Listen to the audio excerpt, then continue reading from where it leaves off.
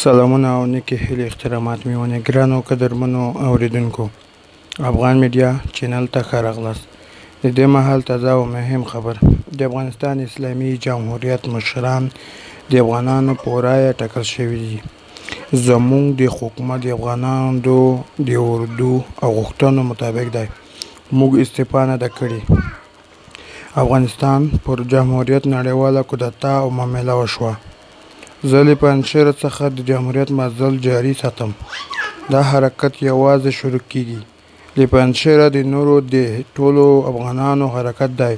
موږ به د جمهوریت لپاره مبارزه کوو او یوه ورځ به بیا هم دغه ارګ او همدغه جمهوریت ته رسو او پنجابي اشغالګر به ماتوو.